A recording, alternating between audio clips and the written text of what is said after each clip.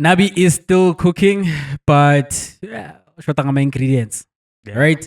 And Kaizer Chiefs are now tied with having conceded the most number of goals in the PSL this season. They had a chance to go to third, and they were 2-0 up, and you would have thought to yourself, they'll get this over the line, right?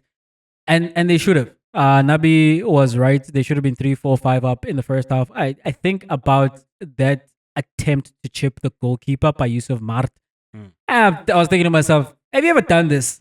Or is this something you've seen before? You've just seen this on TV and from your teammates and other opponents. I know this is just your opinion. It's probably not tied to anything else. But the Chiefs fans on social media, like, guys, take it easy on Yusuf Mart. He gave you 2 assists. That's like at every chance, even if he does good in the very same game, they're like ready to jump on him. So as a playmaker, he's been good. As a midfielder, he's been good. That's just an example of one of the misses. He's not the only one who missed. Maybe there was like the best chance to go 3-0 ahead and to ice that game, but they didn't, and they allowed Real M to come back into that match. They've got major problems at the back still. I thought when Solomon was on, they were more dynamic, and unfortunately, he had to be removed due to injury. And then you had Unjabulo Blom play as the right back. Unjabulo Blom is an emergency right back. He's not a right back.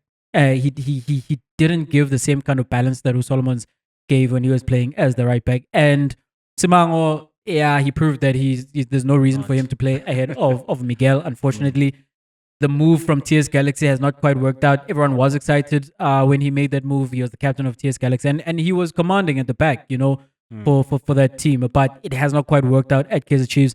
And I've said, and I'm going to say it again, there are question marks around Dortley in terms of the defensive side of his game. On the ball, he's supreme. I know exactly why Chiefs bought him. I know why Hugo Bros is investing in him, and he is 22.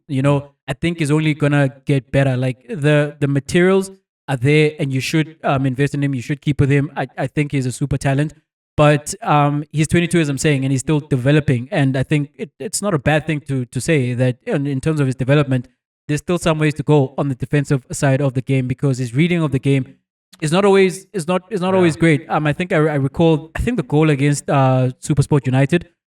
And that side of the defense with him and Cross, because when Cross is upfield, he tends to get caught higher up the field, and there's so much space behind him, and centre backs do not want to go into the wide areas and defend from there. And he's asked to come into that position and to deal with things from there, and it does not quite work out, right?